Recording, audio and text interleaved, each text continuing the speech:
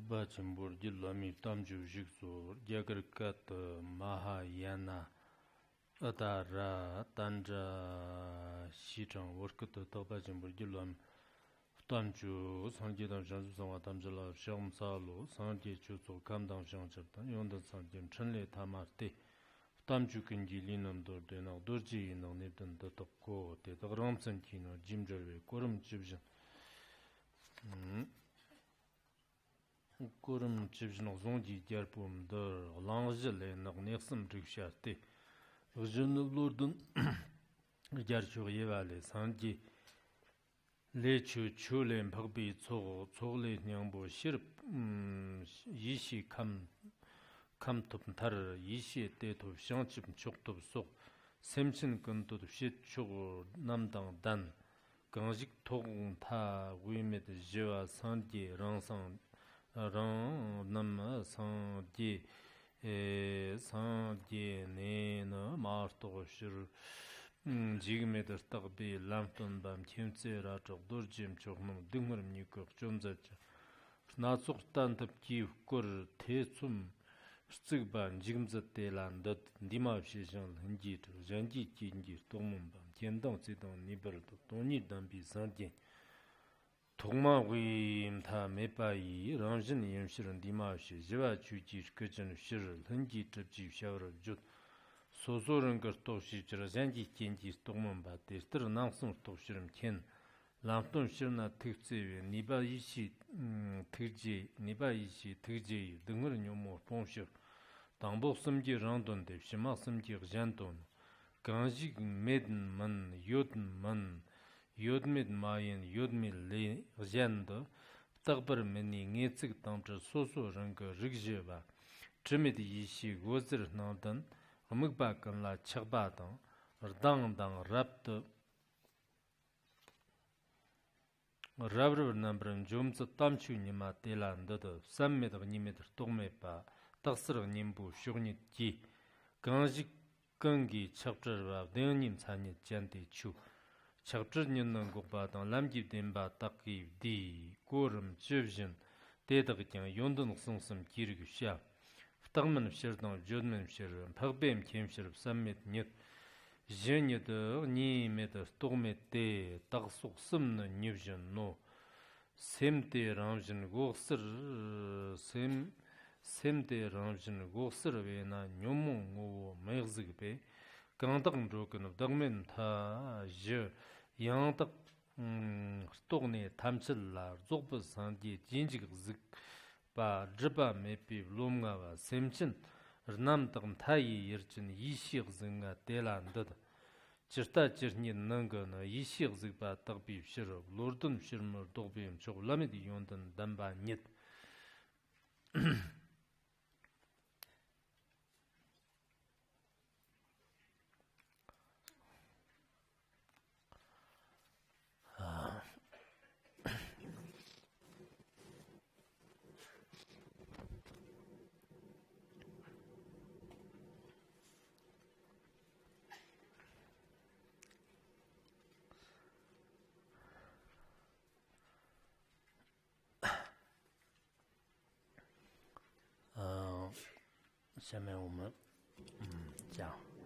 Let's now continue with the Uttaratantra Shastra.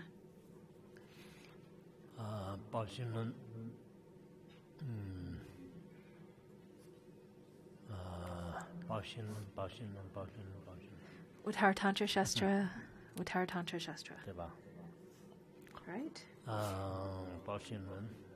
So Uttaratantra Shastra, right?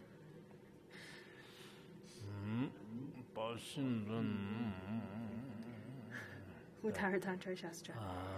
Right. So Uttaratantra Shastra, at the beginning, it talks about the jewel of Buddha. The second one is second Vajra point is Dharma. Talks about the Dharma that is his teaching. First, it's presenting of the subject matter by means of a praise. I think in the outline, you may not really know what it means because in the Chinese when it says that truthfully speaking, over here it says that to speak of the Dharma, then we'll use the means of praise to then expound or present the subject matter. So truthfully speaking means presenting this subject matter by the means of praise. The second point is explaining the meaning of praise presented in categories. And the third one is summary of categories in terms of truth of cessation and the truth of path. Then in the outline, it talks about the explanation of reasons by combining the praise and its meanings. The subject that we're talking about and who is talking about this. So it's a combination of the praise and its meaning.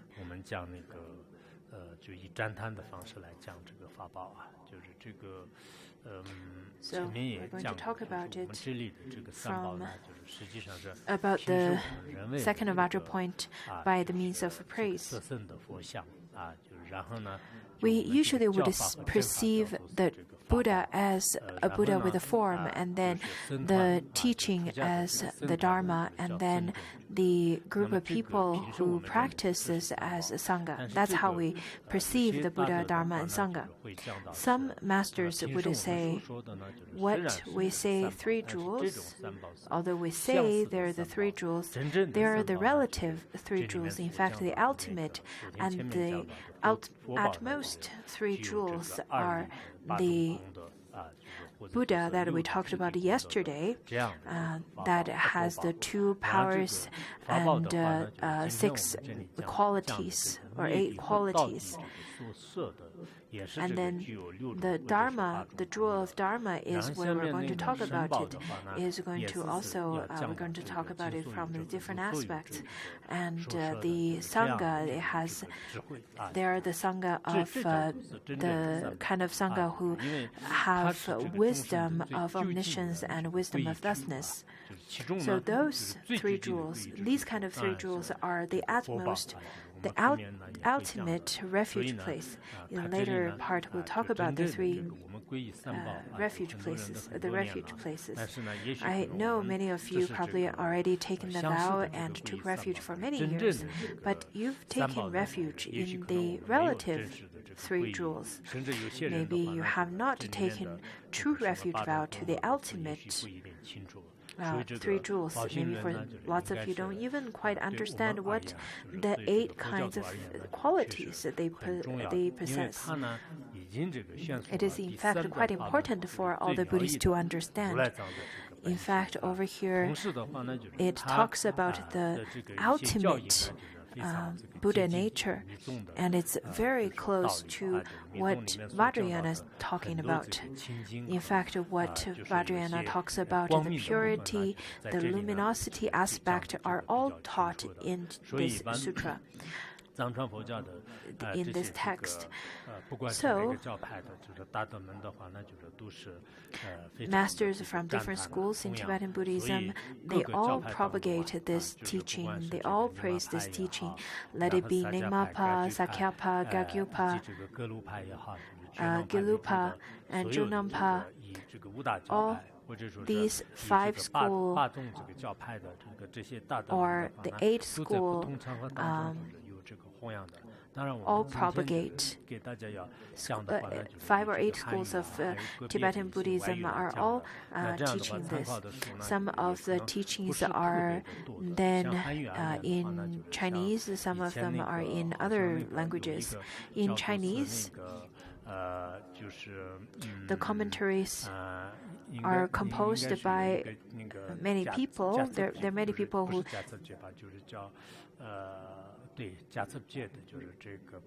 taught on this, and there are many translations. Gyaltsabje's commentary was then translated by Jiang, who translated his commentary, and then Tan Xiyong he translated from Sanskrit and compared it with Tibetan, then translated it into Chinese, as well as Huang Baoshen, who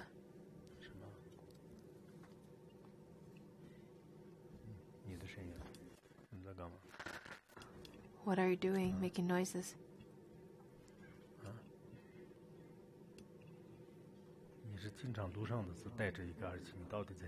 You often have a headphone on. What are you listening? And Huang Baoshen, who translated from Sanskrit into Chinese, Khenpo Yishi Pengco, who translated from Tibetan into Chinese, and he has a commentary on it as well as Khenpo Jichen, who has a commentary in Chinese as well, and I believe it's quite extensive. It has 4 volumes. In the ones that's written in Chinese is not as much compared to the Tibetan versions. In the West, the English versions of commentaries are composed by a few masters. One of them was the foremost one was Trungpa Rinpoche, who first taught Uttaratantra Shastra in the West, and the Westerners got really interested into Buddha nature. It was not propagated so widely, maybe because of the number of Western people or audience listened to it. And then a few years ago, Dzongsa Rinpoche, Dzongsa Gyalmen Khyentse Rinpoche, who then also taught on this Uttaratantra Shastra, and then he had commentaries on these texts. He didn't really explain it word by word or stanza by stanza, but he picked a few stanzas. Those are quite important, and then would expand on that. And then Tsochum Gyatso Rinpoche, who also had a commentary on this text. It's not too extensive either, but those are the available commentaries that's in English. I think in Japanese, not really many, but in other versions, in other languages, there are quite a few. Some of them who translated different commentaries and translated Asangas or Mipa Rinpoche's commentary, just as Dzongsa Gyalmen Khyentse Rinpoche, who then taught on the text of this sutra based on the commentary from Mipa Rinpoche. Anyhow, it was from the Mipa Rinpoche's point of view or perspective. I think it's rather limited compared to the ones that we have in Tibetan language. I myself, unfortunately, don't have enough time to translate all the commentaries. Each of the commentaries would be leaning a bit differently. Some of them are leaning more towards the other empty, and the others probably leaning more towards self-empty aspect in terms of emptiness. So my hope to you is that when you are studying Uttaratantra Shastra, you should then read more into the commentaries and contemplate more on yourself. I see lots of the groups here who participating in the after-class discussion group, they're more attentive during class, mostly because they don't want to they don't want to lose their face during the after-class presentation. So some of these kind of pressures are quite necessary to think about. You learned something from school only because they had exams, isn't it? Anyhow, all such beings have Tadagarbha, and it means that you will have the opportunity to dig out lots of wisdom and compassion out of it. Just as Nagarjuna, who said that in the iron, if there's no gold in the iron, then it doesn't matter how much you try, you won't be able to get gold out of iron. But since we have gold in our Buddha nature, then we can definitely dig out those gold of wisdom and compassion out of our Buddha nature.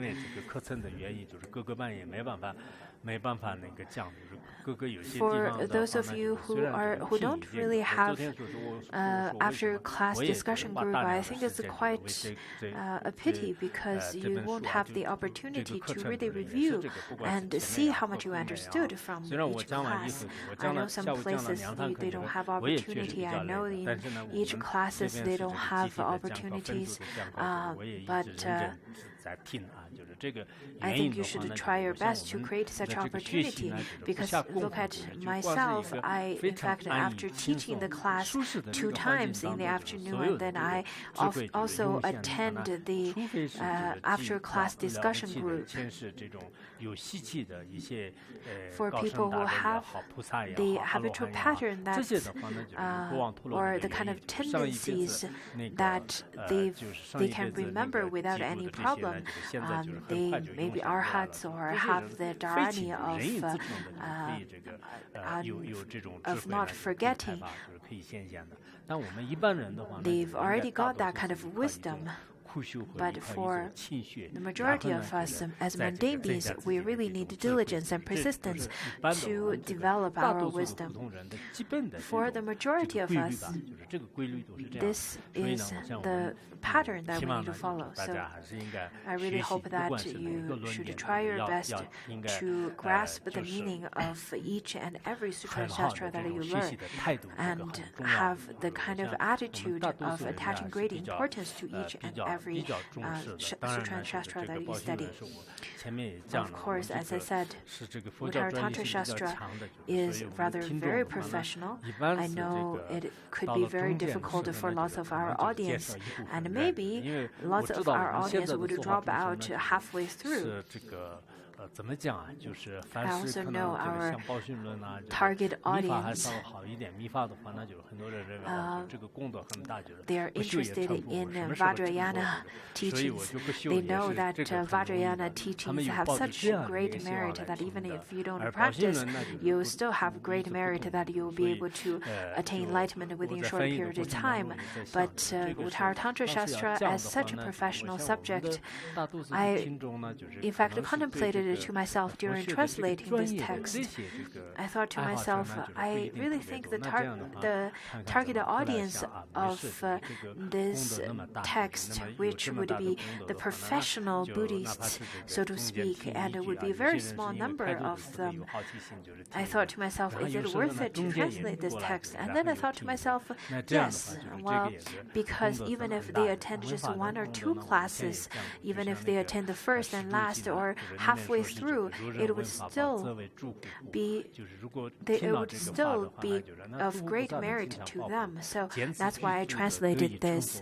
As it is said in the 10 Stages Sutra, it says that by hearing the Dharma, one is protected by all the Buddhas. Gradually, one attains 10 Bodhisattva bhumis and finally achieves perfect Buddhahood. That is why it doesn't matter how many people are listening. I would persist, as I told my interpreters,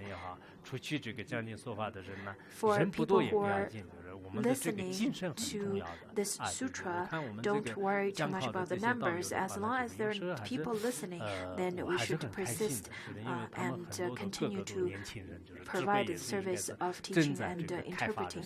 And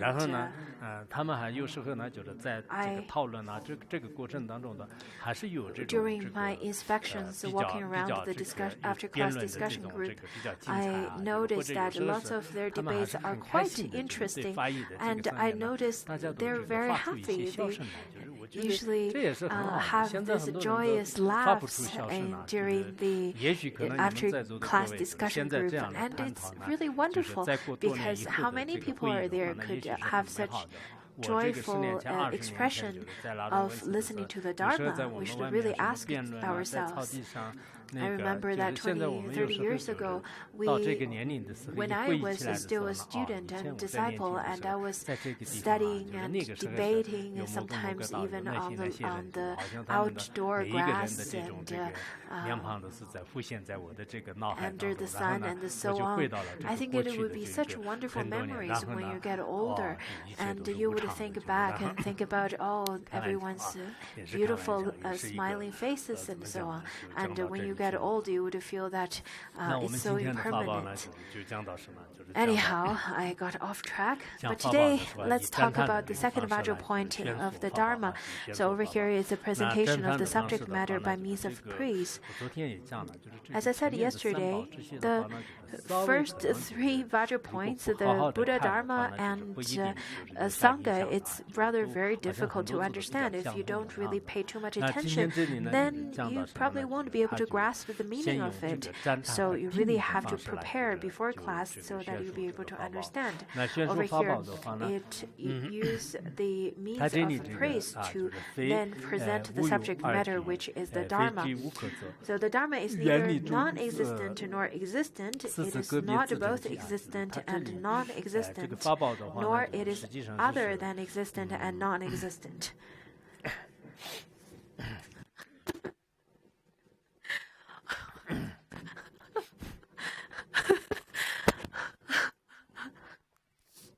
So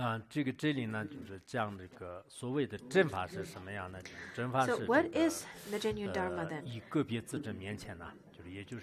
It is then the sacred Dharma that in front of all the self-aware wisdom, that is the truth or the thusness.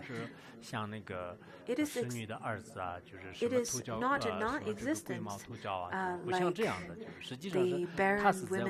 barren woman's son or the horn of a rabbit. It's not like that. But it's something that we then realize. So it's neither falling into the non-existent nor existent. They do then have something, as when all the noble ones or the bodhisattvas get enlightened, then there is something. But on the second aspect, it is not existent. It is not both existent and non-existent. From the Junapa's aspect, they say that because it is because there is no relative advantageous thing singly that is existent. So there is no extreme of eternalism. There is nothing that exists, not even an atom. So the first one says it's non-existent nor existent. So if there's not non-existent nor existent, isn't both existent and non-existent? That is not possible. Nor is it that it is other than existent and non-existent. Then that is not possible either, because they would be in contrary of each other. So that is then devoid of four fabrications, or devoid of four extremes. So this is to talk about the four extremes are not possible. 所谓的这些真如啊，就是或者是真法的本体的话呢，用这个语言也好，名称也好，推理也好，比喻也好，任何东西的话呢，就是没办法就是跟它这个完全让这个讲出来，就是不可言说的，就不可言说的啊，就这是第二个方面。因为这个真法呢，就是它就具有这个无私、That's the 无二、 second aspect 无别 because 啊，就是 the 三个方面 Dharma 就 has 是从那 the 个灭体方 quality 面的话， of 它有3个特点。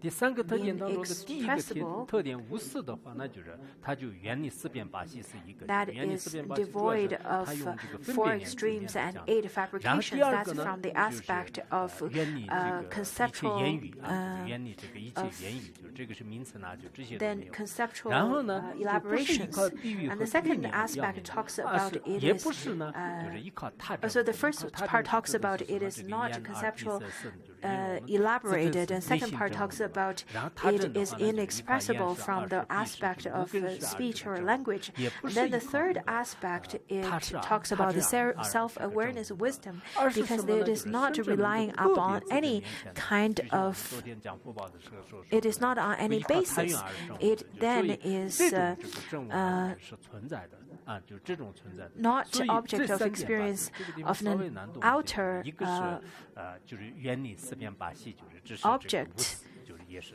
第 It 二个 is 是什么呢？ perceived by the noble 原理 ones 这个言 through 语 the 的这个对境。 self-awareness. 然后第三个呢， So 个别自 the 证 first 对 one 境。 talks 这三 about 者呢，就是 then 结合 the 起来讲是什么呢？ beyond 就是 conceptual 不可 elaboration. 思 Second 量 one talks 啊， about 就是不 its 可思维的。 inexpressible, 我们这 and 个 third one 华严 talks 经当 about 中也 it is 是 beyond 讲 any 的，就 kind 是 of 说是这个 other 什么 conditions. 这个佛法 So 微妙难 according to 思量 Avatamsaka 然后 Sutra, 一 it 切 talks 言 about 语 that 不能 the 记住， Dharma 应 is 该 so 是华严 difficult 经 to 上所记的，就是 express. 这个佛法的话呢，就是非常 None 这 of the 个 verbal 不可思议的， expressions 就是 could 没办法 describe 用 it 这个 because 语 all the 言啊， Dharma 就 are 是就佛法微 so 妙的话呢， difficult 就 to 是难以 express. 思 The 量。 Dharma is 然后 so 呢，一切言 subtle 语 and 呢， so 就是就 profound 不 to 冷静 then 的，没办法的。 contemplate, to 入 think 门切 about, 经当中也是 and 讲 the 的，就是 language 非有 cannot even 也 reach 非 the 无 depth of it. 什 In 么 the in the 也复非无有， Lankavatara 如是 Sutra, 观 where it 世 says 间 that this 心 world 转 is 正 neither 我，也 existent 是这 nor 样讲的。所以 non-existent, 我们 nor 真正的这 existence 个 with 这种 non-existence. 这 By 个真法的本 perceiving 体 the 的话 world 呢，就 in 是不 this 是 way, 有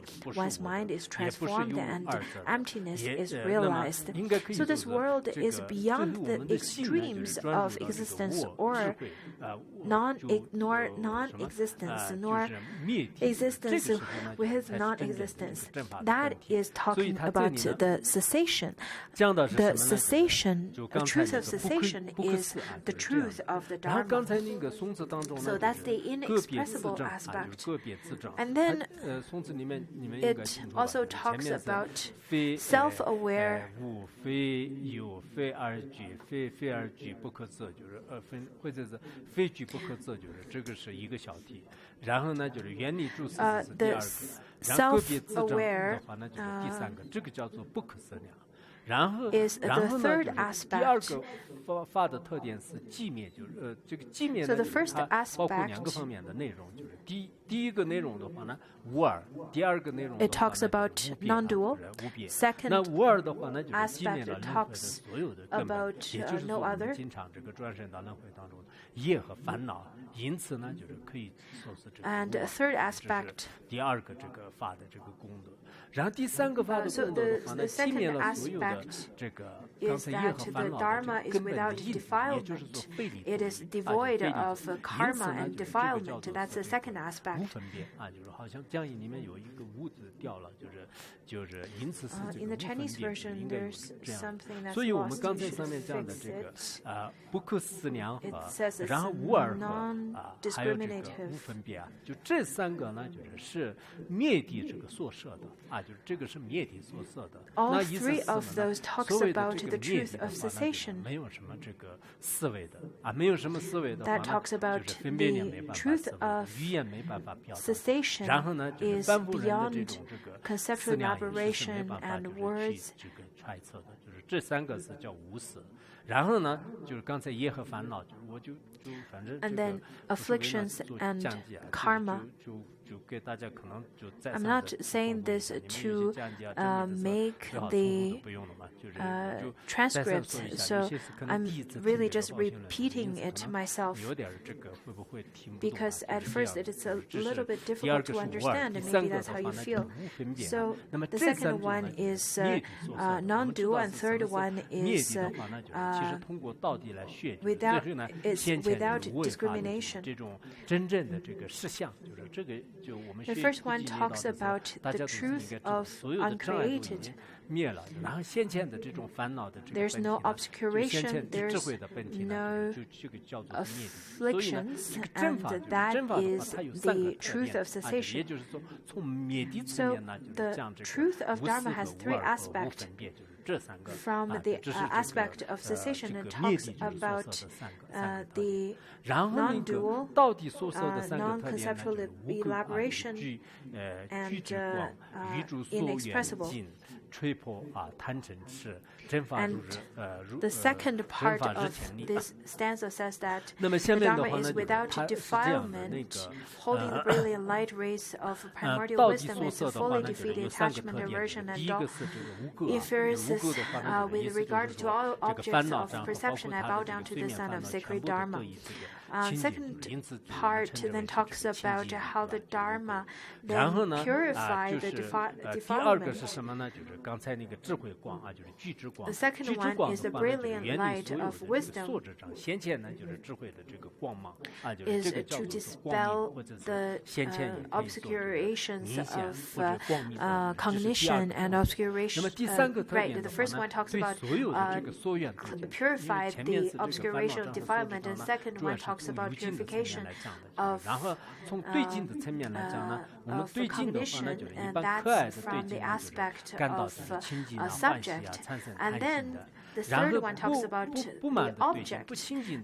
We usually have the kind of object, how we treat the object is that we would have grasp and attachment towards the object that we enjoy and we really like, and we have aversion and aggression towards the object that we really dislike.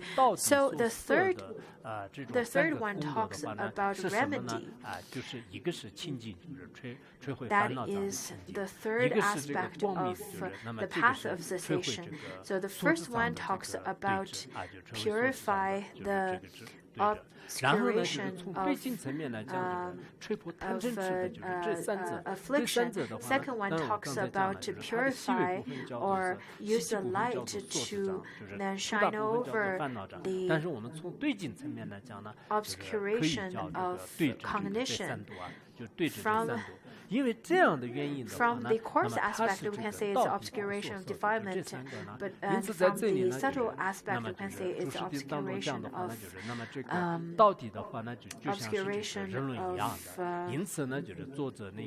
cognition. But that's the other aspect.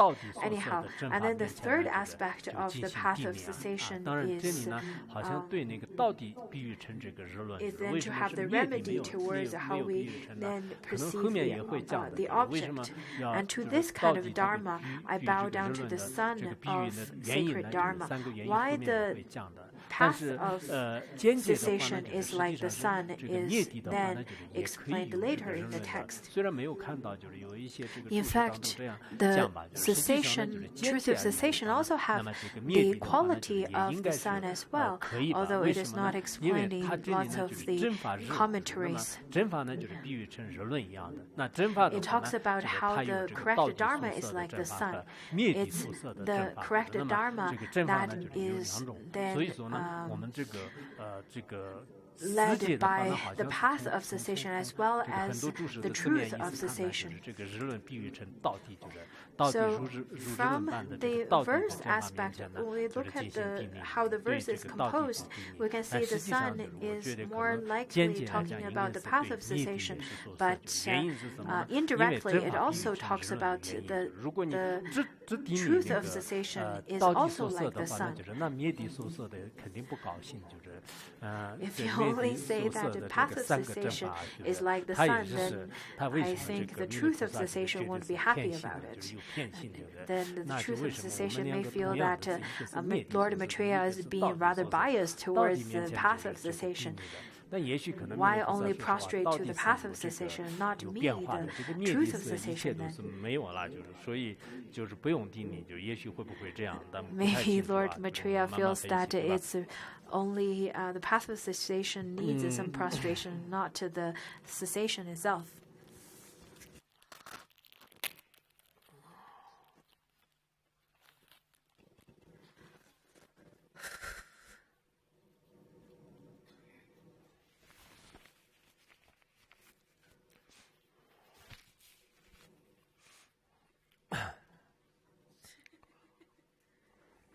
Thank you.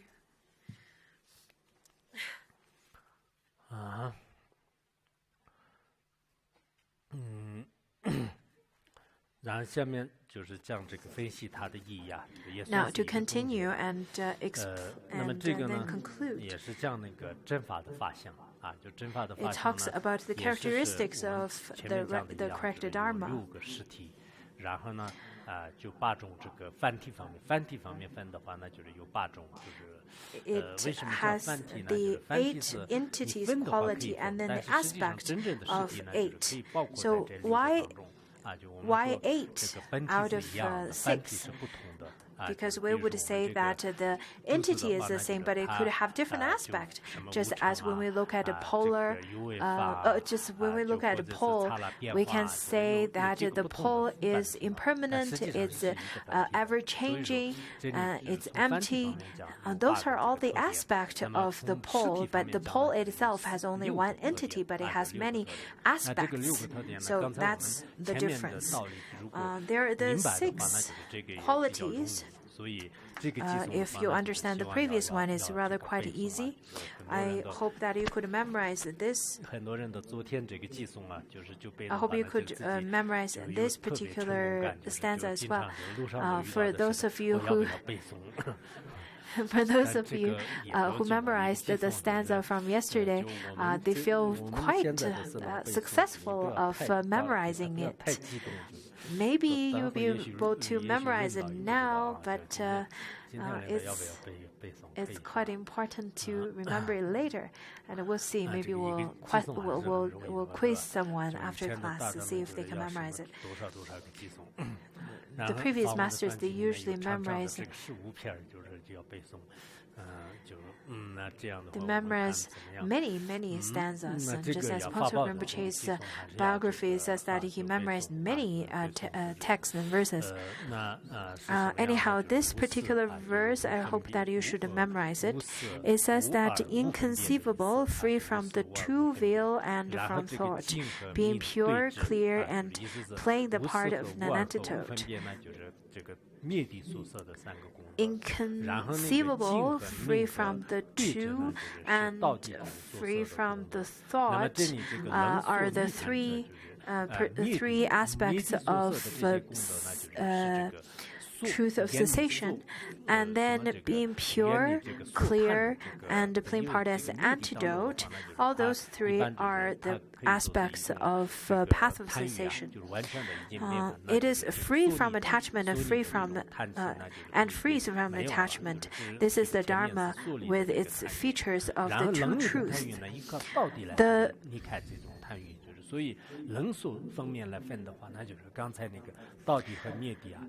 The path and truth of path of cessation and truth of cessation are the two truths over here. The truth of cessation, truth of the path of cessation. So adding all these previous characters together, those are 8. If without the two truths added over here, then they are the 6 characteristics.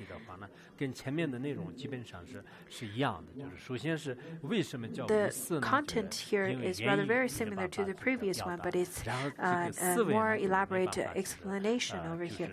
So in the The first consists the fact that is inconceivable, in that it cannot be grasped by a conceptual understanding. It is free from the two, which is the karma and affliction. Because how could the truth of cessation have any karma or affliction? So that's the second point. And third point, it is that it is free from their cause, which is improper conceptual activity. We, in fact, have lots of improper conceptual activity. We constantly think that everything is constant and don't change, is permanent, and we think that I permanently exists, and so on. Those are improper conceptual activities.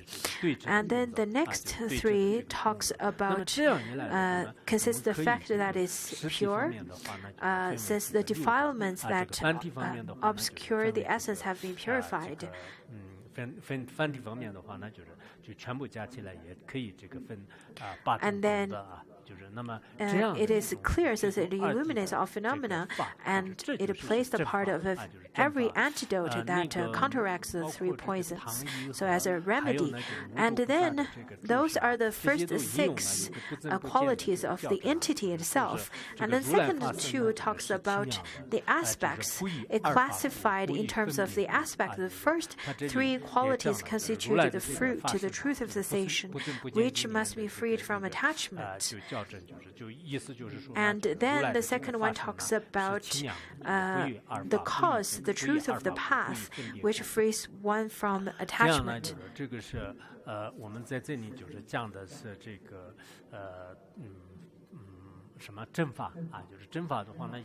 Over here, we're talking about the Dharma. When we talk about the Dharma, we sometimes we would think just as how Vasubandhu would say that it has the doctrine and the practice of the doctrine.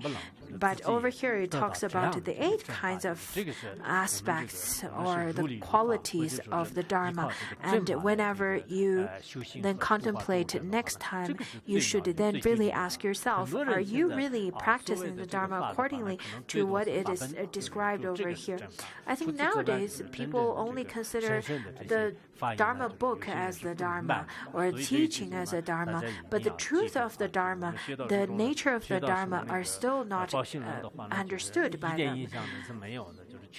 I think for those of you who study Uttaratantra Shastra, you should at least have some kind of understanding and don't hand in a blank, empty test and return it to me. I think that's very disappointing. Therefore, every day, whenever we have classes, at least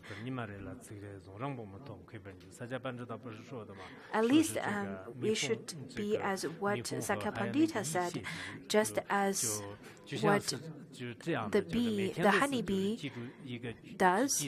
They would, just like how the honeybee would go and get honey from each flower, we should at least then remember 1 or 2 stanzas or 1 or 2 teachings of the Dharma every day.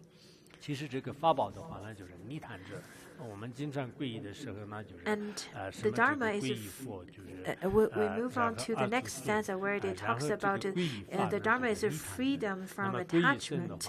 We usually talks about how we take refuge of the Buddha, who is the supreme of the bipeds, and we take refuge in the Dharma, which is the which is the supreme of devoid of all attachment, because Dharma has such capacity to then cut through all the attachment that we have. In fact, in terms of the Dharma, then it talks about the truth of cessation and truth of path of cessation.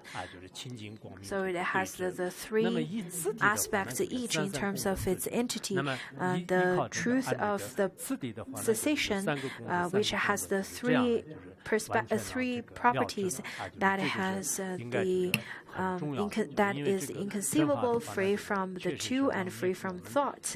And then the property of the path of cessation has also three that are pure, clean, and antidote. On top of that, the two truths. Adding onto all of those are the 8 aspects that attach to the entities. People nowadays, they have such great suffering. It's only because they still have not have Dharma in their life. That's why they suffer. Once people understand what Dharma is, the Dharma that is then of the truth of cessation and path of cessation, then they won't suffer anymore. In the Great Heap Jewel Sutra, it says that one who realizes the peaceful nectar-like Dharma will eliminate attachment to all compounded phenomena. In another word, to all forms. This person is the authentic heir of the Tathagata who achieves peaceful state and dispels fear of this world. So whomsoever is already understood that, then they are the true heir of the Tathagata. You have to then understand this to be able to taste such peaceful state. Just as the one who tastes sugar would know what sugar tastes like. So you have to really experience it yourself. I'm not sure you have ever experienced that. You can look at people who are good at practice and who dedicate lots of time in terms of their studying and contemplation. Do they have suffering? Yes. As mundane beings, we all do. But as Nipa Rinpoche said, their suffering are just like spring breeze. You can feel the spring breeze, you can feel the wind, but it's not going to cause you any suffering, or at least not much suffering. So let's not talk about being the true Tathagata first. Let's talk about how this could bring great peace and happiness and calmness into our own life. And often I ponder upon this myself. Doesn't matter how much suffering, how much obstacles you have in this life. If you've encountered Dharma, then you won't suffer as much. For people who then don't study the Dharma, when they encounter Dharma, when they encounter obstacles, when they encounter troubles, then the way they face their troubles are completely different than those who practice the Dharma. Therefore, I myself have great gratitude towards my teacher, towards the Dharma, because it is because when I face any obstacles, I don't feel that much suffering. It is, and when people come and show me gratitude for my teaching have alleviated their suffering and afflictions, I feel that I'm only the thread that bridges the Dharma that's taught by the lineage masters to them.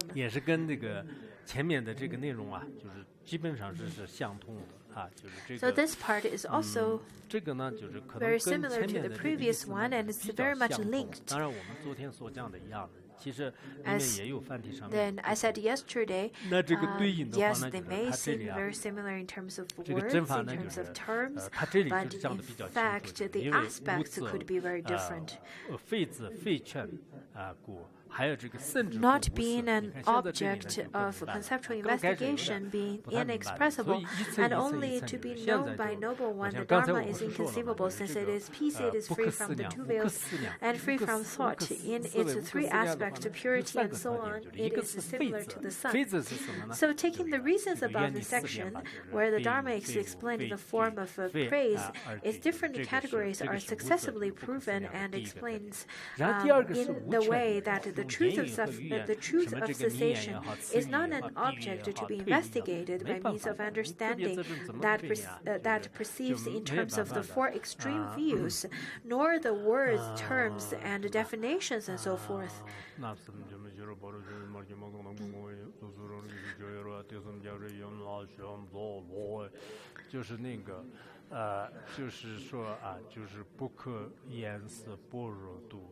It is said that in the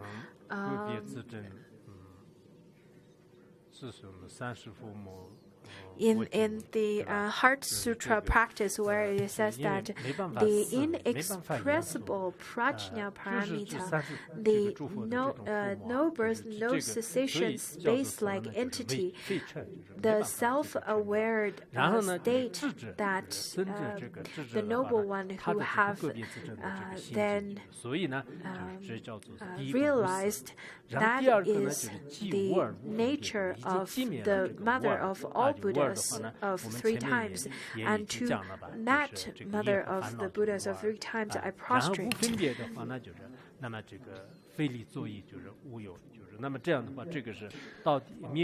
So we've already talked about the inconceivable aspect, and then talks about the self-aware primordial wisdom that is present during meditation. Those are the 3 aspects of truth of cessation.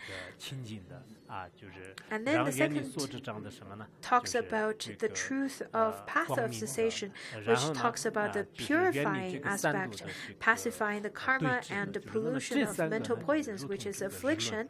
And then the second one talks about the illumination or the clarity aspect. And the one that frees from 2. And third one talks about the aspect of antidote. So those 3 aspects of truth of path of cessation. And that is the Dharma that's just like the sun. Because you cannot stick any stickers onto the sun just like that. Just like the sun is without defilement, then the path is also free from defilement. And second metaphor of the sun is because the sun illuminates whatever is visible. So the truth of the path illuminates all the aspects of the knowledge or all phenomena. And then the third one talks about how the sun acts as an antidote that overcomes darkness. So that's the truth of the path acts as the antidote. Therefore, in general, there are the 6 qualities of the truth of 6 qualities of the Dharma as an entity. So to that, which is the Dharma, we should prostrate, we should pay reverence.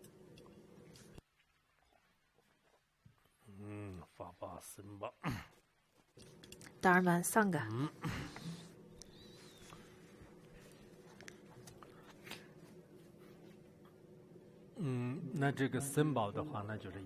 So the third Vajra point, Sangha, it also has a similar outline. The first one talks about the essence of the Sangha whose members hold this teaching, and then the second one talks about presentation of the subject matter by means of a praise. So that's the first verse we're going to talk about, and then we're probably going to cover 2 verses from this part, from the third Vajra point. So over here, In fact, Sangha, who are the Sangha? We usually often would describe Sangha as bodhisattvas or so on, or members, assemblies. But over here it talks about who is the ultimate Sangha. The ultimate Sangha, in fact, are the wisdom of omniscience and wisdom of suchness, the wisdom of knowing ultimate truth of the true emptiness. And then in terms of all the manifestations, of knowing all the manifestations, including the karma and samsara and the three jewels, those are called then wisdom of omniscience. In our understanding, that's how we see the wisdom of omniscience and wisdom of suchness. But over here, it's actually different than how we usually take it. So let's look at the text, how it explains. The mind is being by nature clear light. They have seen the poison to be essenceless. The Sangha, in fact, over here it talks about are the bodhisattvas above the first Bhumi who is not retrogressing on this path of Mahayana. The bodhisattvas sometimes are also described as the ones who are practitioners of the path of accumulation and so on. But over here it talks about the bodhisattvas about first Bhumi. So over here it talks about how the mind being by nature clear light, they have seen the poisons to be essenceless. This kind of bodhisattvas therefore can truly realize the nature of everything being peace and ultimately non-existent of a self. Just as a space, there is no intrinsic existence of a space, isn't it? In fact, all sentient beings, when they realize the nature of all beings, of course, in a relative level, they do have graspings towards self and towards phenomena, but in fact, all such graspings are all cessation and peace itself. And this kind of wisdom then is called wisdom of suchness. Over here, the description of wisdom of suchness is very similar to Vajrayana. In different texts, we can see very similar terms. When we talk about Ishi, when we talk about the natural or primordial wisdom, are very different in different contexts. The ones that's talked about in Madhyamika, in Mahaati, and in different texts, they're very different. So maybe in terms of the words, they're the same, but the meanings are very different. Anyhow, the bodhisattvas above the first Bhumi, they then realize the truth of their nature, and they see the clear nature of all sentient beings, and they have understood the true selflessness of both self and phenomena. So that's the first aspect, which is called the wisdom of suchness. And the second part talks about the wisdom of omniscience. What is it? It says that they possess the understanding that is free from the veils, thus seeing that beings are utterly pure and that purity pervades their limitless numbers, let it be ants or worms, and so on, all the way to Indras and Bodhisattvas and Buddhas. They all have a Buddha nature. They all have this primordial wisdom, just as how we usually say that all sentient beings have the Buddha nature. And they are endowed with the vision of primordial wisdom. This kind of bodhisattva, or this kind of wisdom, is called the wisdom of omniscience. This kind of seeing is called the wisdom of omniscience.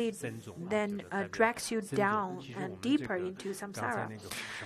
Now let's talk about the second stanza, which is the last stanza of the today. It talks about the Sangha is established as having 2 or 6 qualities. So what is Sangha? Then this stanza, I think you should memorize it as well, because then after memorizing it, you will be able to know who the Sangha is. So over here it talks about the assembly of those who have understanding and thus do not fall back and has unsurpassable qualities, since their vision of inner primordial wisdom, which knows correctly and knows completely, is pure. The qualities they have is unsurpassable. The unsurpassable meaning surpass all the qualities of all the Shravakas and the particular Buddhas. So Sangha has two aspects of quality. One is the wisdom of the quality of wisdom of omniscience, and the other one is quality of wisdom of suchness, which is knows correctly, that is wisdom of suchness, and knows completely is the wisdom of omniscience. They know the truth, the thusness, and they know the luminosity aspect of their mind, and they know that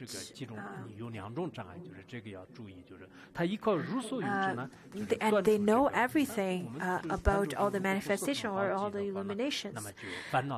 So over here it talks about because of their self-aware primordial wisdom, then they can see their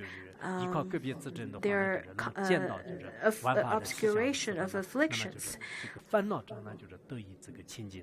And when they have such wisdom, they will be able to see the obscuration of their afflictions. This is in terms of the Dharmadhatu aspect. And in terms of the relative world, it talks about all sentient beings have the Buddha nature. And because such bodhisattva has already attained the wisdom of omniscience and see all the sentient beings has a Buddha nature, it could then dispel the obstacle of or obscuration of cognition. So that's from the two aspects. In terms of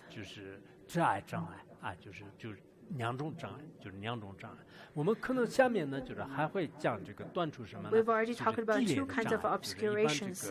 That is the obscuration of cognition and obscuration of affliction. And then the next kind of obscuration is obscuration of low capacity. In some sutras and shastras and some commentaries, I think it says that I think I memorized it before, but I remember that it says that the Sangha could have the 8 kinds of qualities. From the wisdom aspect, it has the wisdom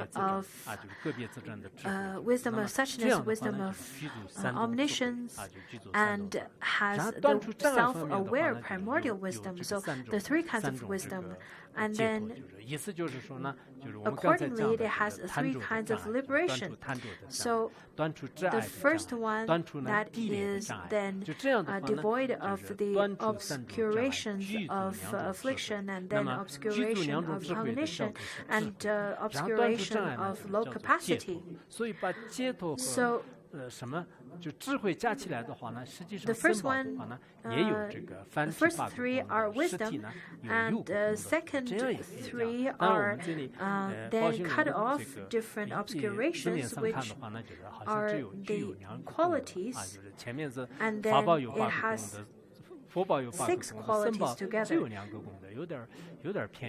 So it feels that, well, if the Buddha has 8 qualities, Dharma has 8 qualities, then how could the Sangha has only 2 qualities? That's not fair. But in fact, it also talks about 8 qualities or 8 aspects. Maybe we'll stop here because later we'll have a more extended explanation on top of that. So our class would end here for now.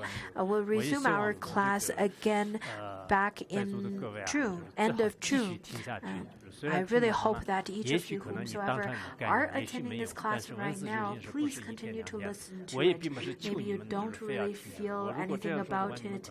Maybe you don't really understand what we're talking about, but please persist this. I'm not begging you to listen, of course. If I beg, I believe lots of you won't listen anymore. But I think if you don't have any big problems going on with your life, if you are still able, if the favorable conditions are still there for you to listen,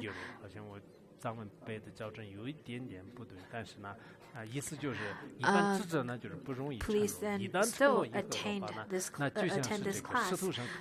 As it is said in Tibetan, the wise ones, they don't easily make promise. Once they make promise, it's just like their promises are then carved onto rocks. They won't give up very easily. So for those of you who already listened to 4 classes already till now, if you're a wise person, do not change very easily.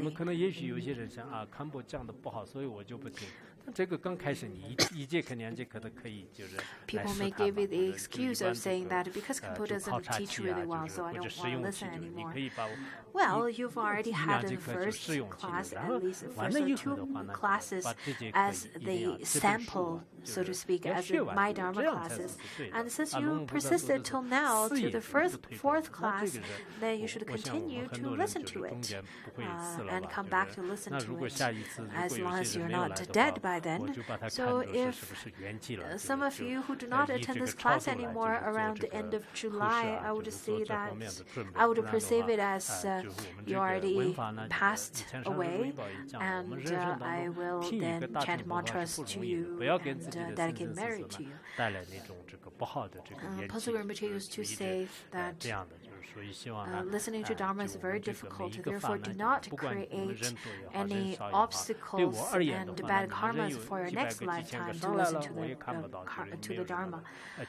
To me, hundreds or thousands whomsoever attend this class, it doesn't really matter to me because it's just a number. Well, if I only have 2 or 3 or 5 people, I would still continue to teach this. So personally, it doesn't really change anything for me, but really to you, it changes a lot because once you start, you need to better finish it well. That's quite important. It creates auspicious conditions for you to listen to your Dharma next lifetime. Another thing I would like to address is that on one hand, I think it's quite important to listen and study the Uttaratantra Shastra.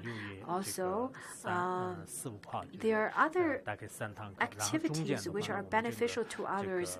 I don't think you should stop it because I know between now till end of July, as well as the Vimalakirti Sutra will resume around end of July as well. For those of you who want to go out, travel, that's fine. But you should really attach great importance to continue to listen to the teachings on time. Another thing I would like to say is, as Mahayana practitioners, do not only selfishly care about your own study and contemplation and practice. You then should also listen, practice, and disseminate the Dharma and benefit beings. So wherever you are, you should really try to benefit others.